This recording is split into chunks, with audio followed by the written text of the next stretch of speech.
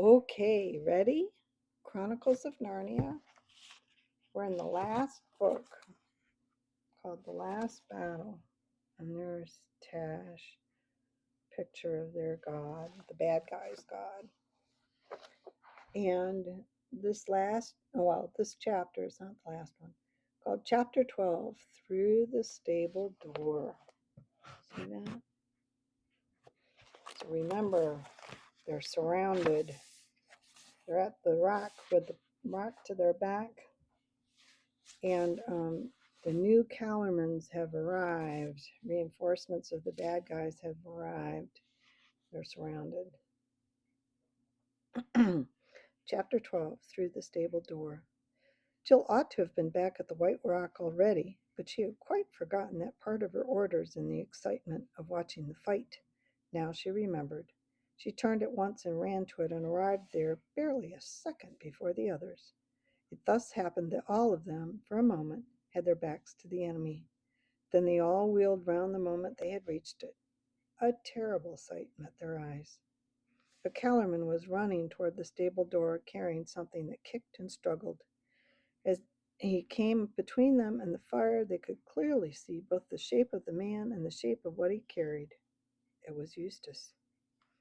Tyrion and the unicorn rushed out to rescue him, but the Kellerman was now far nearer to the door than they. Before they had covered half the distance, he had flung Eustace in and shut the door on him. Half a dozen more Kellermans had run up behind him. They formed a line on the open space before the stable. There was no getting at it now. Even then, Jill remembered to keep her face turned aside, well away from her bow. Even if I can't stop blubbing, I won't get my string wet, she said. Where are arrows? Said Poggin suddenly.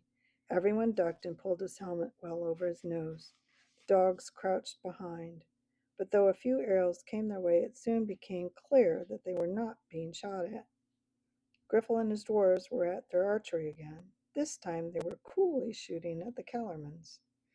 Keep it up, boys, came Griffel's voice. All together, carefully. We don't want the darkies any more than we want the monkey or lion or kings. The dwarves are for the dwarves. Whatever else you may say about dwarves, no one can say they aren't brave. They could easily have gotten away to some safe place. They preferred to stay and kill as many of both sides as they could, except when both sides were kind enough to save them trouble by killing each other. They wanted Narnia for their own. What perhaps they had not taken into account was that the Kellermans were mail-clad and the horses had had no protection. Also, the Kellermans had a leader. Rishta Tarkan's voice cried out, 30 of you keep watch on those fools by the White Rock. The rest after me, that we may teach these sons of earth a lesson. So they're going after the dwarves. Tyrion and his friends, still panting from their fight and thankful for a few minutes' rest, stood and looked on while the Tarkan led his men against the dwarves. It was a strange scene by now. The fire had sunk lower. The light it gave was less, and the light it gave now was less, and of a darker red. As far as one could see, the whole place of assembly was now empty except for the dwarves and the Kellermans. In that light, one couldn't make out much of what was happening. It sounded as if the dwarves were putting up a good fight. Tyrion could hear Griffel using dreadful language, and every now and then the Tarkan calling, Take all you can alive! Take them alive! Whatever that fight may have been like, it did not last long. The noise of it died away. Then Jill saw the Tarkan coming back to the stable. 11 men followed him, dragging 11 bound dwarves. Whether others had been killed or whether some of them had got away was never known. Throw them into the shrine of Tash, said Rishtad Tarkan. And when the 11 dwarves, one after the other, had been flung or kicked into that dark doorway and the door had been shut again, he bowed low to the stable and said, These also are for thy burnt offering, Lord Tash. And all the Kellermans banged the flats of their sword on their shields and shouted, Tash, Tash, the great god Tash, inexorable Tash. There was no nonsense about Tashlin now. The little party by the white rock watched these doings and whispered to one another. They had found a trickle of water coming down the rock and had all drunk eagerly. Jill and Poggin and the king on their hands, while the four-footed ones lapped from the little pool which it had made at the foot of the stone. Such was their thirst that it seemed the most delicious drink that they had ever had in their lives, and while they were drinking they were perfectly happy and could not think of anything else. I feel in my bones, said Poggin, that we shall all, one by one, pass through that dark door before morning. I can think of 100 deaths I would rather have died. It is indeed a grim door, said Tyrion, is more like a mouth. Oh, can't we do anything to stop it? Said Jill in a shaken voice. Nay, fair friend, said Jewel, nosing her gently. It may be for us the door into Aslan's country, and we shall sup at his table tonight. Rishta Tarkan turned his back on the stable and walked slowly to a place in front of the white rock. Hearken, he said, if the boar and the dogs and the unicorn will come over to me and put themselves in my mercy, their lives shall be spared. The boar shall go to a cage in the Tisrock's garden, and the dogs to the Tisrock's kennel, and the unicorn, which when I have sawn his horn off, shall draw a cart. But the eagle, the children, and he who is with the king shall be offered to Tash this night. The only answer was growls.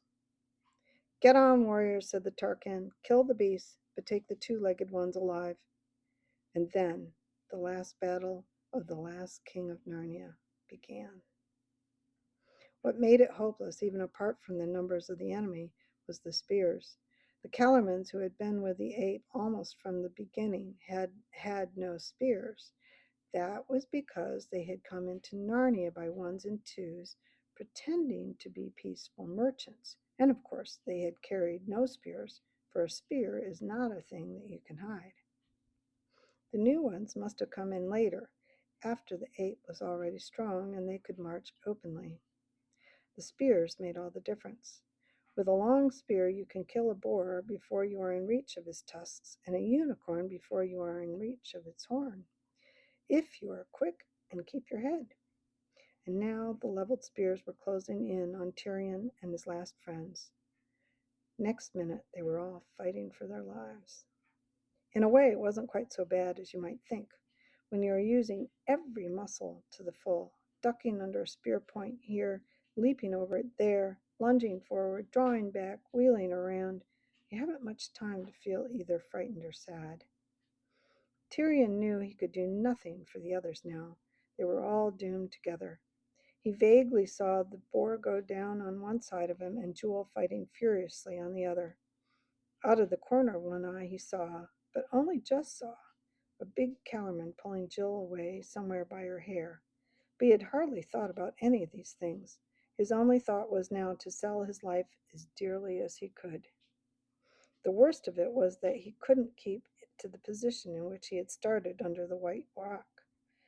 A man who is fighting a dozen enemies at once must take his chances wherever he can, must dart in wherever he sees an enemy's breast or neck unguarded. In a very few strokes, this may get you quite a distance from the spot where you began. Tyrion soon found that he was getting further and further to the right, nearer to the stable. He had a vague idea in his mind that there was some good reason for keeping away from it, but he couldn't now remember what the reason was. And anyway, he couldn't help it. All at once, everything became quite clear. He found he was fighting the Tarkan himself. The bonfire, what was left of it, was straight in front. He was, in fact, fighting in the very doorway of the stable, for it had been opened and two Kellermans were holding the door, ready to slam it shut the moment he was inside. He remembered everything now, and he realized that the enemy had been edging him to the stable on purpose ever since the fight began. And while he was thinking this, he was still fighting the Tarkan as hard as he could. A new idea came into Tyrion's head. He dropped his sword, darted forward, in under the sweep of the Tarkan's scimitar, seized his enemy by the belt with both hands, and jumped back to the stable, shouting, "Come and meet Tash yourself!" There was a deafening noise. As when the ape had been flung in, the earth shook and there was a blinding light. The Kellerman soldiers screamed, "Tash, Tash," and banged the door. If Tash wanted their own captain, Tash must have him. They, at any rate, did not want to meet Tash. For a moment or two, Tyrion did not know where he was or even who he was. Then he steadied himself, blinked, and looked around. It was not dark inside the stable as he expected. He was in strong light. That was why he was blinking. He turned to look at Rishta Tarkan, but Rishta was not looking at him. Rishta gave a great wail and pointed. Then he put his hands before his face and fell flat, face downwards on the ground. Tyrion looked in the direction where the Tarkan had pointed, and then he understood. A terrible figure was coming towards them.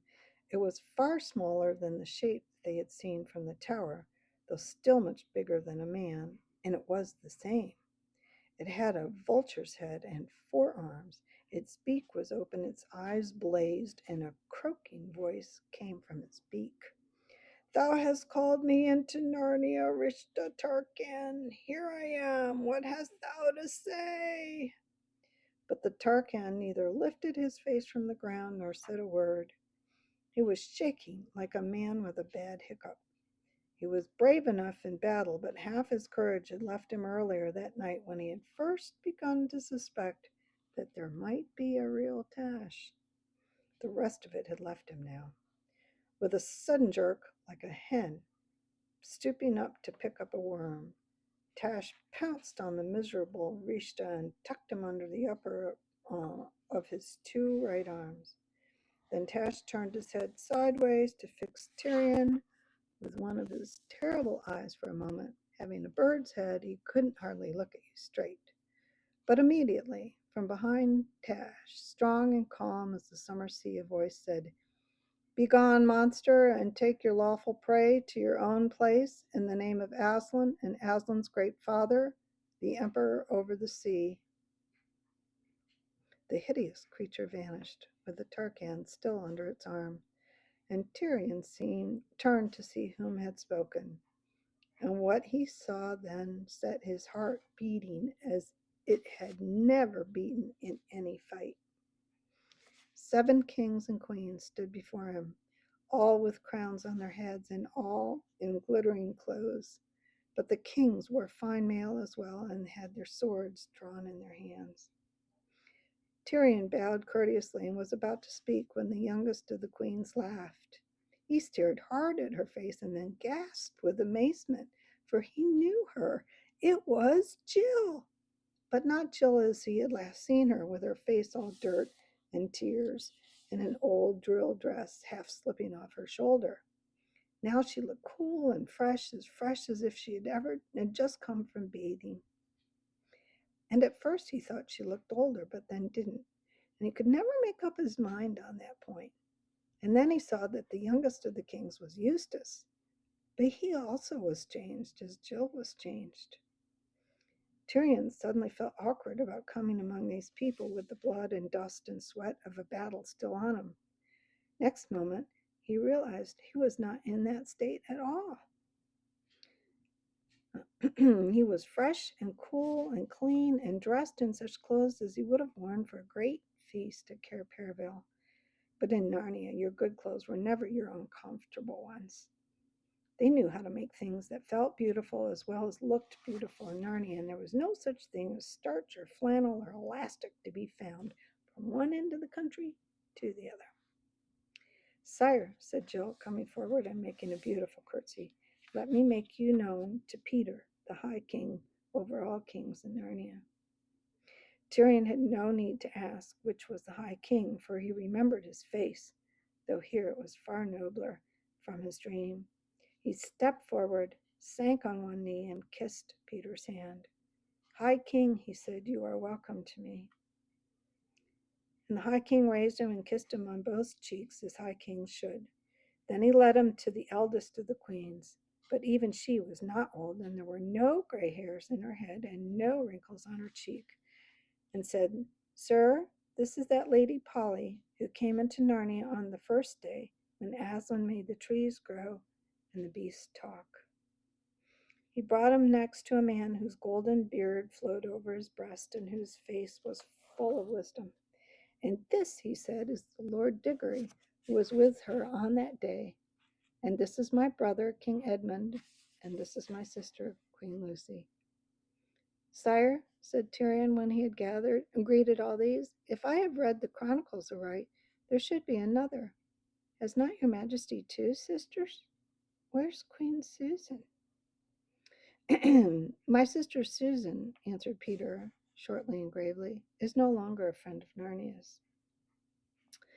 Yes, said Eustace, and whenever you've tried to get her to come and talk about Narnia or do anything about Narnia, she says, what wonderful memories you have. Fancy you're still thinking about those funny games we used to play when we were children. Oh, Susan, said Jill. She's interested in nothing nowadays except nylons and lipstick and invitations. She always was a jolly sight too keen on being grown up. Grown up indeed, said the Lady Polly. I wish she would grow up. She wasted all her school time wanting to be the age she is now, and she'll waste all the rest of her life trying to stay that age. Her whole idea is to race on to the silliest time of one's life as quick as she can, and then stop there as long as she can. Well, don't let's talk about that now, said Peter. Look, here are lovely fruit trees. Let us taste them. And then, for the first time, Tyrion looked about him and realized how very queer this adventure was. Next time, Chapter 13, How the Dwarves Refused to be Taken In. Until then.